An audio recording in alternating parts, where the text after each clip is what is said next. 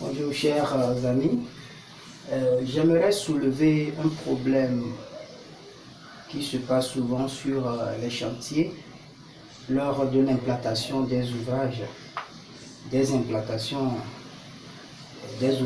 c'est le problème de les limites de propriété. Par exemple, prenons un terrain, un demi-lot de 10 sur 30.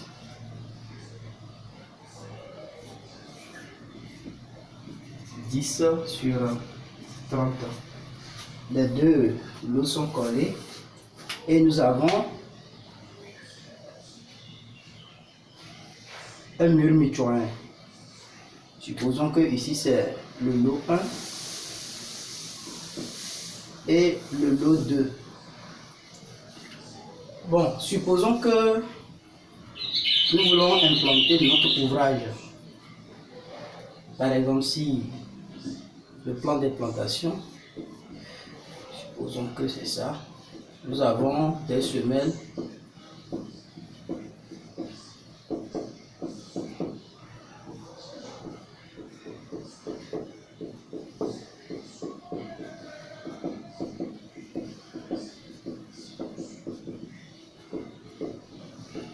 d'abord. La conception de la structure elle-même, lors de l'implantation, l'ingénieur doit tenir compte des différentes études. Il doit voir vraiment si le terrain n'est pas cadré ou bien situé au voisinage de deux murs mitoyens. Quand je parle de murs mitoyens, c'est la ligne de séparation. Par exemple, le lot 1 appartient à M. Kofi et le lot 2 appartient à M. Abraham. Maintenant, lors de l'implantation de l'ouvrage, nous avons remarqué qu'il y a plein de mauvaises exécutions sur le site. Et pour l'implantation, nous constatons que les semelles sont implantées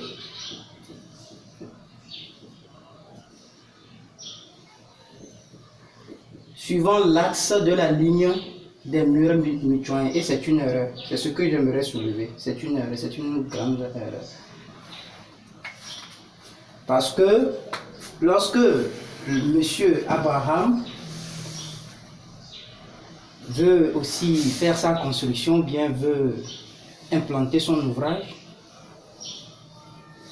il doit aussi sciencer à ce que sa fondation soit stable. Oui. Bon, il se peut que, je ne sais pas si ce sont les études ou bien l'entreprise de réalisation n'en s'y connaît pas de trop. Mais souvent rares sont ceux qui respectent ces conditions-là. Bon, lors de la fondation du lot numéro 1, si l'exécution se fait en centrant les semelles sur la ligne mitoyenne, cela veut dire que lorsque M. Abraham du lot 2 veut aussi faire l'implantation de son ouvrage, il dira que il va aussi implanter sa semelle sur cette ligne.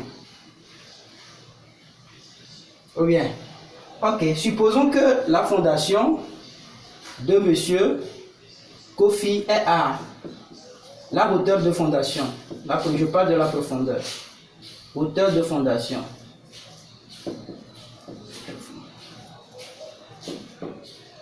Supposons que sa hauteur est à 1 mètre et que la hauteur de fondation de M.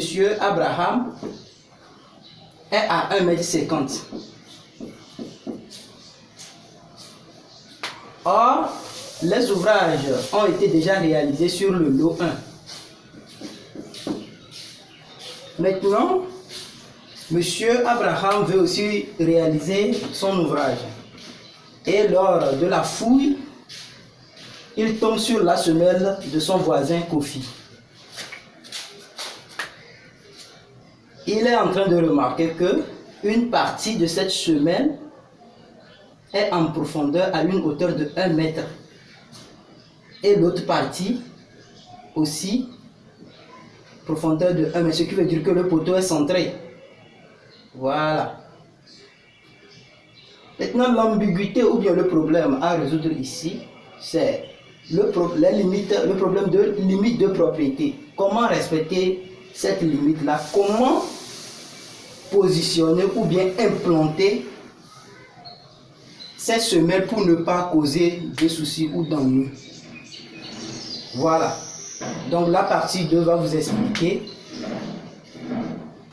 l'implantation de ces semelles sur les lignes mitoyennes ou bien les limites de propriété. Ok, je vous remercie.